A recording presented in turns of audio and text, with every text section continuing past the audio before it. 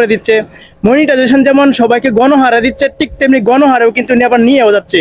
দেখবেন ম্যাক্সিমাম লোকের এখন কিন্তু যারা নতুন কাজ করতেছেন সবারই কিন্তু এখন মনিটাইজেশন লিমিট করে দিচ্ছে, বা আইডি রিজেবল করে দিচ্ছে, বা রেস্ট্রিক্টেড করে দিচ্ছে। যারাই নতুন কাজ করতেছেন আজকে তাদের জন্য এই ভিডিওটি, অবশ্যই ভিডিওটি শেষ পর্যন্ত দেখবেন, আমি বিস্তারিত আলোচনা করবো। আসসালামু আলাইকুম ভিউয়ার্স, আমি সাদিকুল ইসলাম হৃদয়। আপনারা কেমন আছেন? আশা করছি সবাই ভালো আছেন। তো আজকে যারা আমি নতুনদের উদ্দেশ্যে কিছু কথা বলবো আমার এক্সপিরিয়েন্স সম্পর্কে। আসলে অভিজ্ঞতা তো আর ভালো করে আসে না, এই হুচট খেতে খেতে কিন্তু অভিজ্ঞতা হয়। আমি একটা হুচট খেয়েছি, আমি একটা সমস্যার সম্মুখীন হয়েছি। এই সমস্যাটা আমি আপনাদেরকে আজকে শেয়ার করব, যদি আশা করি আপনাদের উপকার হবে।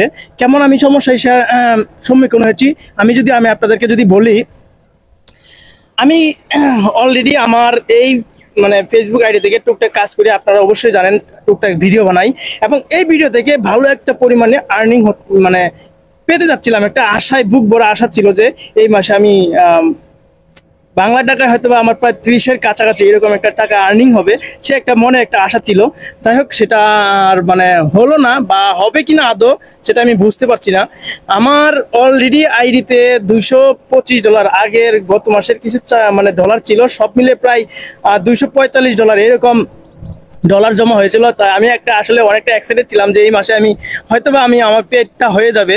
যাই হোক, তারপর কি হলো, আমি গতকালকে মানে আমার নিজের ফোনের ধারণ করা ভিডিও একটি আমি ফেসবুকে আপলোড করি। অনেকেই বলে যে অন্যের ভিডিও আপলোড করলে আনঅরিজিনাল কন্টেন্ট হিসেবে ধরা পড়ে, বা কোনো পলিসি ধরা পড়ে। তো আমি গতকালকে যে ভিডিওটা আপলোড করেছি সেই ভিডিওটা আমি আপনাদেরকে শেয়ার করি আগে।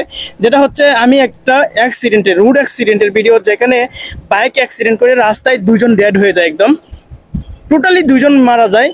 তো একজনের গায়ে থেকে ওইরকম ভাবে কোনো রক্ত বের হয় নাই, বা ওরকম ভাবে কোনো কিছু বিশ্রী অবস্থা দেখা যায় না। তবে আরেকটা ভিডিও, মানে ওই আরেকটা লোক মারা গেল, ওনার যে মাথাটা পুরোটাই একদম মানে চলে গেছে, একদম রক্তাক্ত অবস্থায়। তো আমি সেই রক্তটা আমি আসলে মানে ব্লার করে একদম ঢেকে দিয়েছিলাম। তারপরে এই ভিডিওটা আপলোড করি, জাস্ট 5 সেকেন্ডের একটা ভিডিও আমি আপলোড করেছি।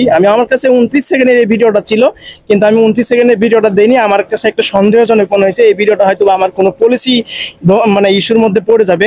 তারপর আমি ওখান থেকে 5 সেকেন্ডের একটা ভিডিও মানে কাটছিট করে ব্লার করে আমি আপলোড করেছি, এই জন্যই যাতে সবাইকে সতর্কতা করার জন্য, যারা বাইক নিয়ে একদম দ্রুত গতিতে মেইন রোডে মানে যারা যাওয়া আসা করে তাদের জন্য আমি ভিডিওটা সতর্কতামূলক মূলত ভিডিওটা আপলোড করেছি।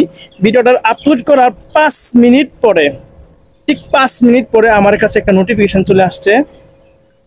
সেই নোটিফিকেশনে ঢুকে দেখি যে আমার এই আইডিটা একদম মানে পলিসি ইস্যুর মধ্যে ধরা পড়েছে। আমি সাথে সাথে অ্যাকশন নিই ওখানে ভিডিওটা ডিলিট করার জন্য। মানে আমি ওইখানে ঢুকে যে আবার ভিডিওটা ডিলিট করব, কিন্তু ডিলিট করার সময় পাই নাই। ডিলিট করার সময়ের আগে আমার মানে আইডিটা রেস্ট্রিক্টেড করে দিয়েছে, একদম এমনভাবে রেস্ট্রিক্টেড করে দিয়েছে। আমি আপনাদেরকে দেখাই, মানে আইডিটা একদম রেড সিগন্যাল চলে আসছে।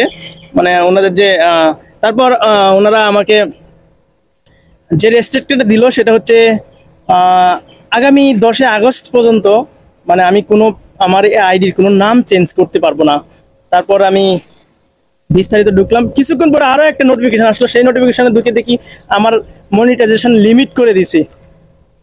মানে আমি হতভম্ব হয়ে গেছি যে আমি এই মাসে একটা আশাই ছিল, একটা বুক ভরা আশা ছিল যে আমি এই মাসে মানে টাকাটা পেড পাবো, ফেসবুক থেকে একটা টাকা ভালো টাকা আর্নিং করব, কি একটা মানে এর আগেও পেয়েছি, কিন্তু স্বল্প পরিমাণে $100 উঠেছি। কিন্তু এই মাসে আমি একটা ভালো পরিমাণে 200+ 245 হয়ে গেছে। তার আমি একটা মানে মনে একটা বুক ভরা আশা ছিল। তো সেটা নিয়ে আমি কাজ করতেছিলাম। তো জাস্ট মনিটাইজেশন লিমিট পাওয়ার পর আমার মাথাটা নষ্ট হয়ে গেছে। তারপর আমি কি করলাম, আমি ওইখানে ডিটেলস দেখলাম যে আমার কি কি সমস্যা হয়েছে। তারপর কপিরাইট ধরা পড়লো, যে না ওই যে পলিসি ইস্যু ধরা পড়লো। ওই পলিসি ইস্যু ধরার পরে ওখানে যাই আমি দেখি ওনারা 179 দিনের একটা, অর্থাৎ 180 দিনের একটা রিভিউ অপশন দিয়ে রাখেছে।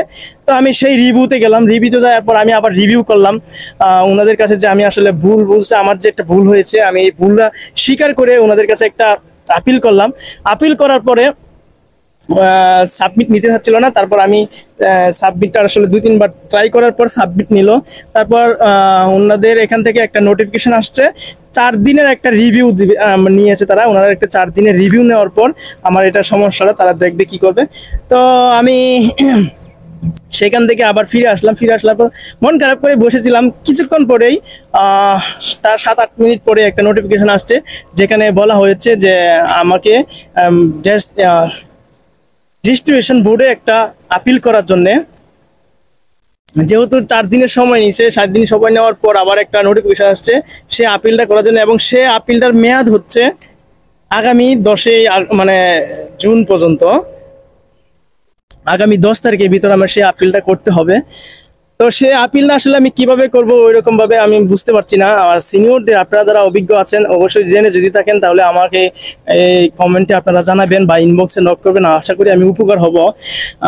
আর যারা নতুন কাজ করতেছেন বিশেষ করে তাদের উদ্দেশ্যে এই কথাটাই বলবো, আমি আমার এই আইডিতে মানে আমি আমার নিজস্ব ভিডিও, নিজস্ব মতামত, নিজস্ব আবেগ আমি শেয়ার করতাম, সবসময় শেয়ার করতাম, ভালো কিছু ভিডিও বানানোর চেষ্টা করতাম এবং নিজের কন্টেন্ট নিজের ফেসে ভিডিও আপলোড করতাম। কারণ আমরা যারা সকলেই নতুন কাজ করছি সবাই জানি যে একটু 19-20 হলে আনঅরিজিনাল কন্টেন্ট আসে, আর অরিজিনাল কন্টেন্ট হচ্ছে আপনি নিজের স্ক্রিপ্ট, নিজের ভয়েসে, নিজের ফেসে যখন কথা বলবেন সেটা হচ্ছে অরিজিনাল। তো আমি সবসময় অরিজিনাল কন্টেন্ট তৈরি করার চেষ্টা করতাম। তো এই একটা ভিডিও আসলে আমি ভাবলাম যে এই ভিডিওটা তো যেহেতু আমার ফোনে ধারণ করা তাহলে এটা অরিজিনাল কন্টেন্টের মধ্যে পড়বে, কিন্তু এটা আসলে পলিসি ইস্যুর মধ্যে পড়েছে, যা আসলে আমার আইডিটা একদম রেড সিগন্যাল চলে আসছে।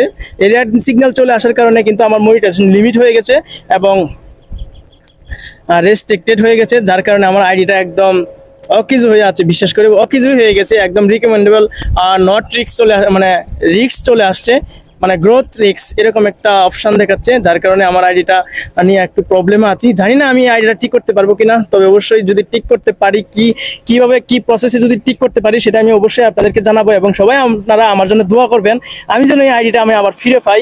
সবাই আমার জন্য দোয়া করবেন একটু। তো আজকে আমার এই নতুনদের উদ্দেশ্যে আমার এই এক্সপিরিয়েন্সটা আসলে শেয়ার করলাম। ওই যে বলে না যে এক্সপিরিয়েন্স তো আসলে বলে কই আসে না, ওই যে হুসুট খেতে খেতে অভিজ্ঞতা হয় আর কি। এই যে আমি একটা হুসুট খেয়েছি, আমার একটা অভিজ্ঞতার মানে সম্মুখীন হয়েছি, সেই যে অভিজ্ঞতাটা আমি আপনাদেরকে শেয়ার করছি, আশা করছি আপনাদের কাজে লাগবে।